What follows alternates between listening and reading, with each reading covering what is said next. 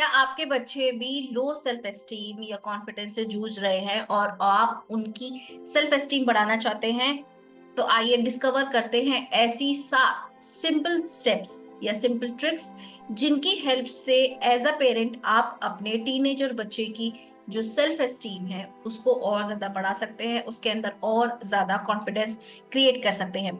Hello everyone, मैं हूं ऋचा गोयल कटियार, एक टीन लाइफ कोच, और आज का टॉपिक है how to boost self esteem in your teenager. तो देखते हैं कि आज के टॉपिक में हम क्या चीजें पढ़ते हैं। बेसिकली आज के टॉपिक में हम पढ़ेंगे 3 चीजें। उसमें क्या क्या है? उसमें है meaning, why and how. Self esteem का क्या मीनिंग होता है, क्यों हमें बूस्ट करनी है अपने बच्चों के अंदर ये सेल्फ एस्टीम, या क्या रीजन है किस वजह से हमको ये बूस्ट करना है, और उसके बाद कैसे हम कर सकते हैं बूस्ट।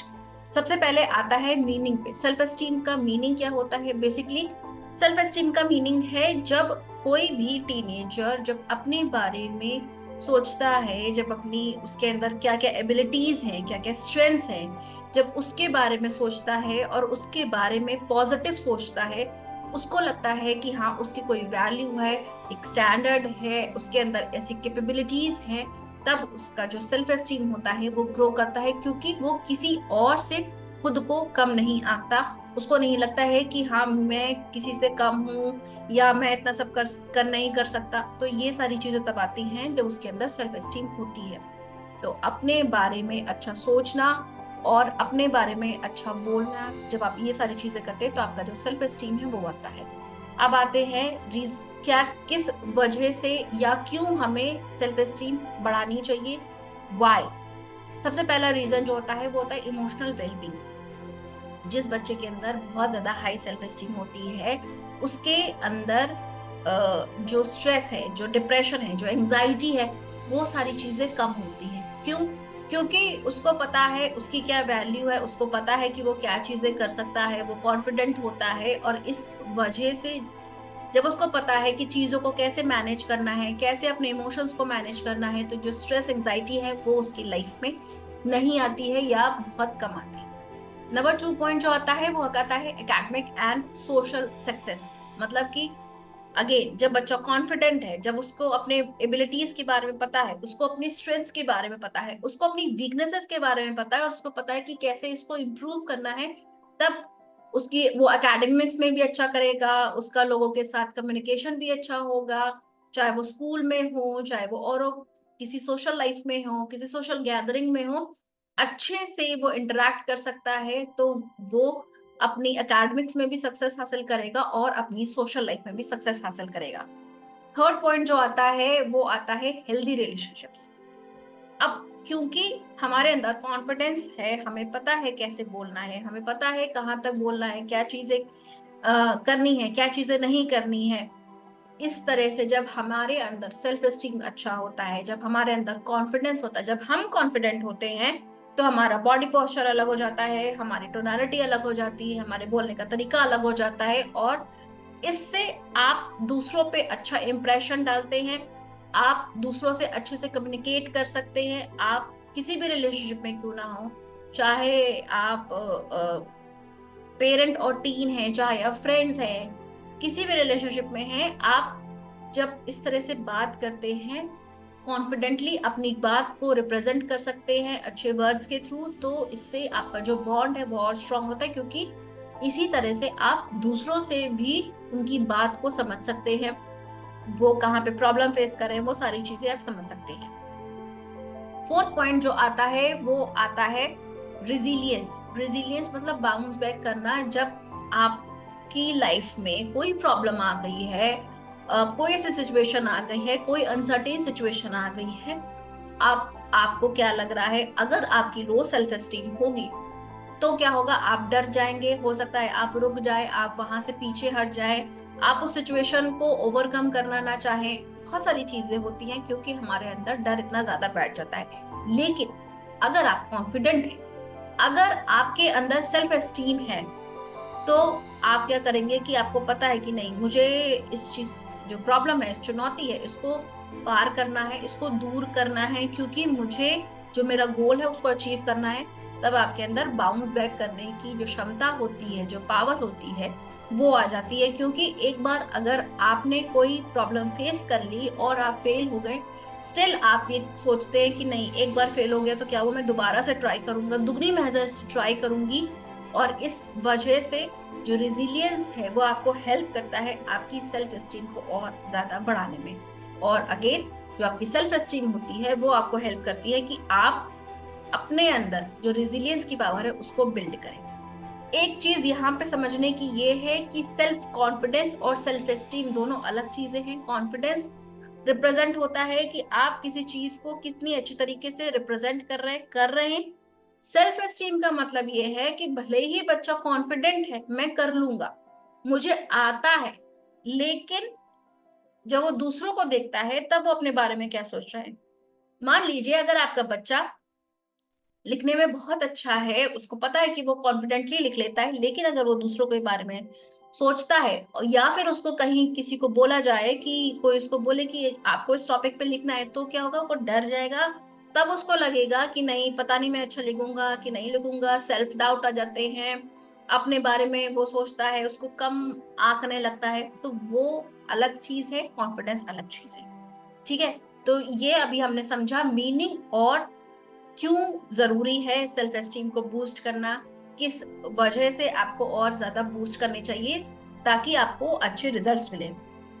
अगर आप मेरे चैनल पे फर्स्ट टाइम आए हैं तो इस चैनल को सब्सक्राइब करिएगा, बिकॉज यहाँ पे आपको बहुत सारे टॉपिक्स की इंफॉर्मेशन मिलेंगी टीनेजर से रिलेटेड और टीन पेरेंट्स से रिलेटेड। तो बेल आइकन को हिट करना मत भूलिएगा, क्योंकि इससे आपको पता चलता रहेगा कि जो भी नए वीडियोस आ रहे हैं। अब जो लास्ट पॉइंट आता है, इसमें आता है हाउ, जो मेन है इस वीडियो का कि कैसे हम कर सकते हैं। तो बेसिकली 7 टिप्स है, बहुत इजी है, बहुत समझने में इजी है। सबसे पहला आता है provide unconditional love and support. बहुत जरूरी है। देखिए, हम पेरेंट्स हैं, हमको बहुत बार गुस्सा आता है अपने बच्चों के ऊपर कि ऐसा नहीं किया, वैसे कर दिया, ये गलती कर दी, मार्क्स कमाए, बहुत सारी चीजें हैं। लेकिन स्टिल जब आप उनको सपोर्ट कर रहे हैं, उनको बोल रहे हैं कि ठीक है, कोई बात नहीं, दोबारा से मेहनत करो, उनको बार बार उनके अंदर कॉन्फिडेंस पैदा कर रहे हैं, कर सकते हो, तुम्हारे अंदर ये कैपेबिलिटी है, तुमने पहले भी किया है।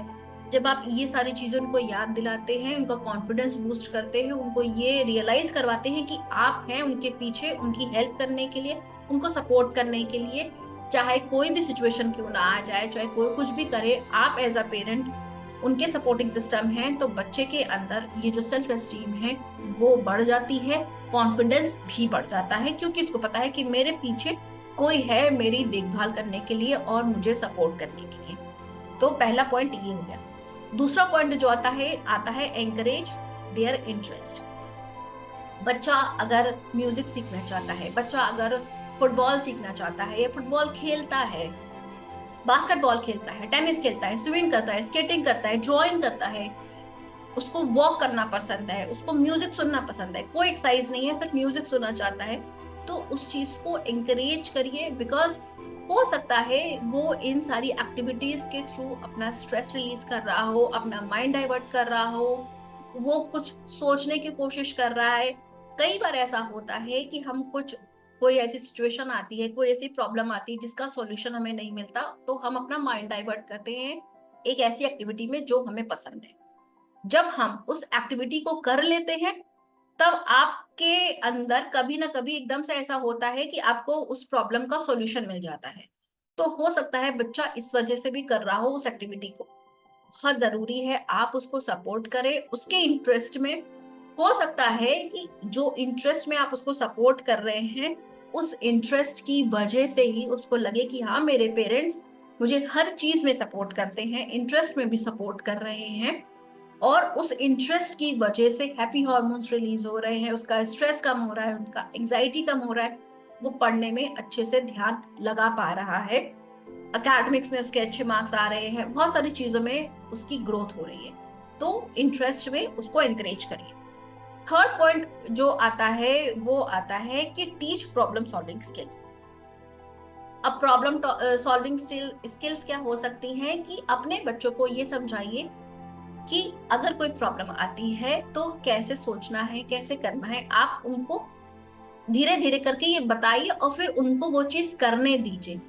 जब आप ये करते हैं कि हाँ, ये अगर ये प्रॉब्लम आती है तो इस तरीके से तुम सोच सकते हो, हर प्रॉब्लम का पॉजिटिव नेगेटिव सोच सकते हो, क्या एक्शंस ले रहे हो उसके पॉजिटिव नेगेटिव इफेक्ट सोच सकते हो।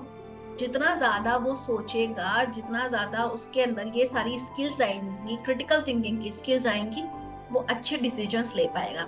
तो उसको ये सारी चीजें करने दीजिए, एक्सप्लोर करने दीजिए, इससे उसका कॉन्फिडेंस और सेल्फ एस्टीम बढ़ेगी।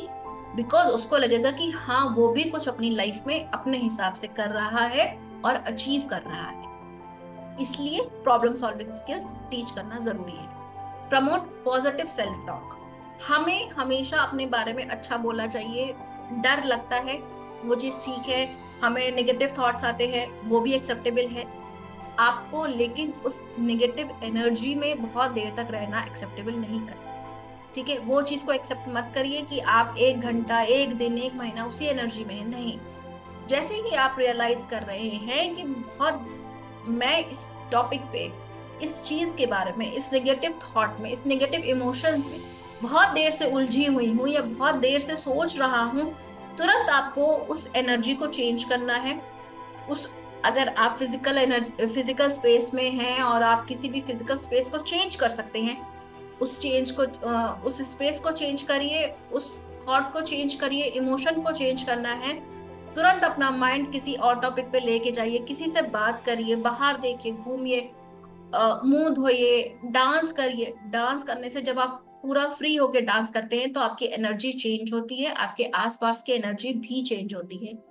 आप वॉक कर सकते हैं। तो ये जरूरी है कि आप अपने बारे में अच्छा सोचना शुरू कर दें। नेगेटिव होगा, ठीक है, बार बार आएगा नेगेटिव थॉट्स, वो भी एक्सेप्टेबल है, बट उस एनर्जी में नहीं रहना है। अपने बारे में अच्छा बोलिए। अच्छा जब बोलते हैं तो हमारे अंदर हैप्पी हॉर्मोन्स रिलीज होते हैं। ऐसे हॉर्मोन्स, ऐसे केमिकल्स रिलीज होते हैं जो हमारी बॉडी को क्योर करते हैं जब हम पॉजिटिव बोलते हैं अपने बारे में। इसलिए पॉजिटिव सेल्फ टॉक जरूरी है। फिफ्थ पॉइंट जो आता है वो आता है सेट रियलिस्टिक गोल।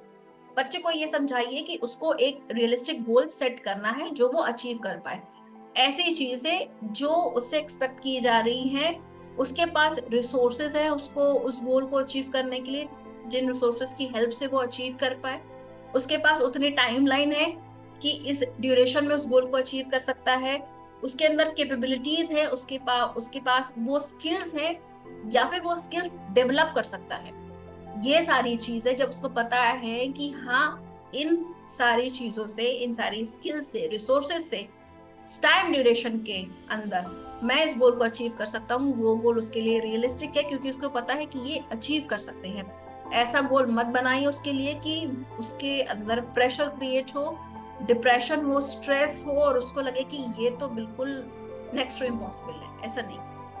अगर नेक्स्ट टू इम्पॉसिबल आपको लग भी रहा है बच्चे को, और आप ऐसा गोल, आपको पता है कि वो अचीव कर लेगा, तो उसको उस हिसाब से समझाइए कि ये उसके लिए बहुत छोटी सी चीज है, बिकॉज वो पहले भी इस तरीके की चीजों को अचीव कर चुका है, उसके अंदर वो पावर है। सिक्स पॉइंट जो आता है वो आता है मॉडर्न हेल्दी सेल्फ एस्टीम।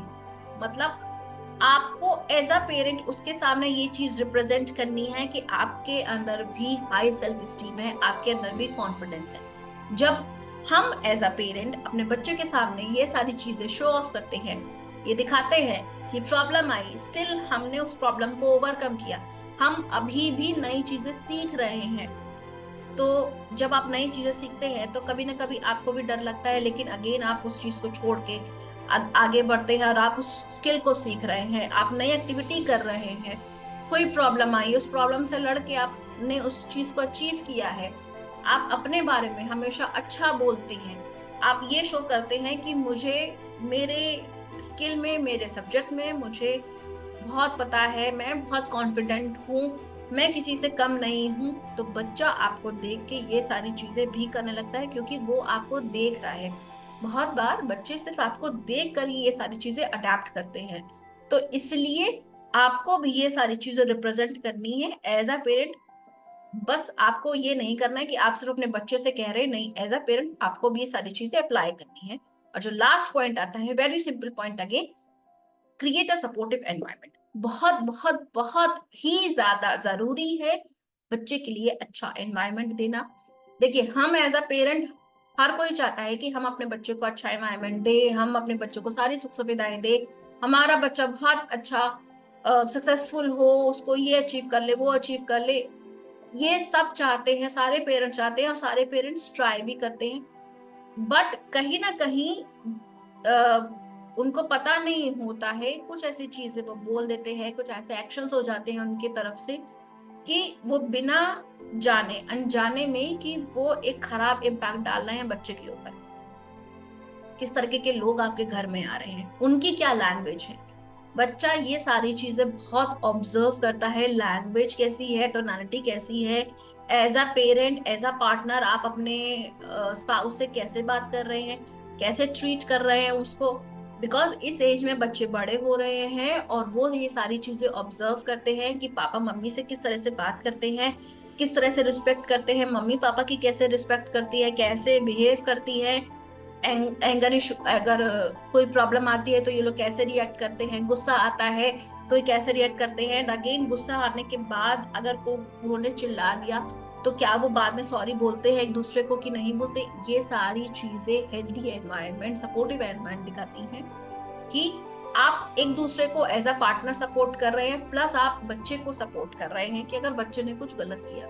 तो ये सारी चीजें सपोर्ट करने के लिए हैं, जहां पर बच्चे अपने थॉट्स, अपनी फीलिंग्स, अपने इमोशंस को एक्सप्रेस कर पाए और उसको लगे कि उसको जज नहीं किया जा रहा है। क्योंकि ये पेरेंट्स हैं, मुझे पता है कि कुछ भी सिचुएशन होगी, ये मेरा सपोर्ट करने के लिए है, ये मुझे जज नहीं करेंगे अगर मैंने कुछ गलत किया, क्योंकि इन्हें पता है कि मैं कैसे कैसा था शुरू से, कैसे मेरे फ्रेंड्स हैं।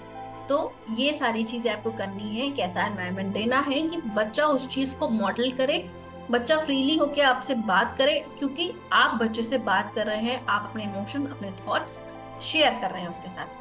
तो ये था आज का टॉपिक, जिसमें हमने समझा कि सेल्फ एस्टीम का मीनिंग क्या है। सेल्फ एस्टीम सेल्फ कॉन्फिडेंस से अलग होती है।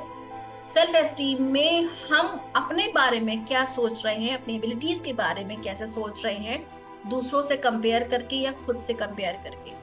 जब हम अपने बारे में अच्छा सोचते हैं, अच्छा बोलते हैं और हमें लगता है कि हमारी कोई वर्थ है, हमारी रिस्पेक्ट है, हम किसी भी कम्युनिटी में फिट हो सकते हैं, उसका मतलब है सेल्फ एस्टीम। सेल्फ एस्टीम जरूरी होती है जब आप किसी फील्ड में आगे बढ़ते हैं। सेल्फ एस्टीम के थ्रू आप बढ़ सकते हैं आगे, क्योंकि अंदर अगेन आपके अंदर कॉन्फिडेंस आता है, खुद को आप रिप्रेजेंट कर सकते हैं। इससे आपकी जो एकेडमिक्स है वो अच्छी होती है, सोशल लाइफ अच्छी होती है, आपकी फ्रेंडशिप्स अच्छी होती हैं, आपका खुद से रिलेशन अच्छा होता है, आपके अंदर बाउंस बैक करने की कैपेबिलिटी आती है। और ये सारी चीजें तब होती हैं जब पेरेंट्स बच्चे को सपोर्ट करें, कोई भी सिचुएशन आती है उसको समझाएं और उसको ये रियलाइज करवाएं कि वो है उसका साथ देने के लिए। अच्छा एनवायरनमेंट जब आप देते हैं, जब आप मॉडल करते हैं, खुद को रिप्रेजेंट करते हैं कि आपके अंदर भी हाई सेल्फ एस्टीम है, प्लस आप अच्छा सोच रहे हैं अपने बारे में, आप बाउंस बैक कर रहे हैं, तो ये सारी चीजें तब होती हैं जब पेरेंट्स करते हैं और इस चीज को रियलाइज करते हैं कि मुझे मेरे टीनेजर बच्चे के साथ पे ये सारी चीजें अप्लाई करनी है। तो ये था आज का एपिसोड, जिसमें हमने सीखा कि टीनेजर बच्चे के अंदर कैसे हम सेल्फ एस्टीम बूस्ट कर सकते हैं। साथ सिंपल सी टिप्स के साथ, बहुत इजी है, इजी इंप्लीमेंट करने के लिए। बस आपको थोड़ा सा माइंडफुल रहना होगा, अवेयर रहना होगा जब आप ये सारी चीजें इंप्लीमेंट करते हैं। और जब आप ये इंप्लीमेंट करें तो मुझे जरूर बताइएगा कि कौन सी ट्रिक, कौन सी टिप आपने इंप्लीमेंट करी और उसका रिजल्ट आया, या कोई ऐसी और टेक्निक जो आप यूज करते हैं सेल्फ एस्टीम को बढ़ाने के लिए अपने अंदर या अपने बच्चे के अंदर, जिससे आपको रिजल्ट मिले। और वो जो ट्रिक है, ये टिप है, आप औरों के साथ भी शेयर करिए ताकि और लोग भी उसको अप्लाई कर सकें। आज का जो ये सेशन है आपको कैसा लगा, नीचे कमेंट सेक्शन में मुझे जरूर बताइएगा। प्लस अगेन, आप मुझे डिफरेंट सोशल मीडिया पे फॉलो करिए और कोई भी प्रॉब्लम आती है आप मुझे इंस्टाग्राम पे या फेसबुक पे कहीं पर भी आप मुझे डीएम कर सकते हैं, या इस चैनल पे आप जब जाएंगे तो वहां पे लिंक ट्री का एक लिंक दिया हुआ है जिसपे 101 क्लैरिटी कॉल का भी ऑप्शन है। इससे आप यूज करके आप क्लैरिटी कॉल ले सकते हैं, कोई प्रॉब्लम अपनी है उसको रिजॉल्व कर सकते हैं मुझसे बात करके। तो मिलते हैं नेक्स्ट वीडियो में, तब तक के लिए टेक केयर, बाय बाय। अपना और अपने बच्चे की सेल्फ एस्टीम का बहुत ध्यान रखें।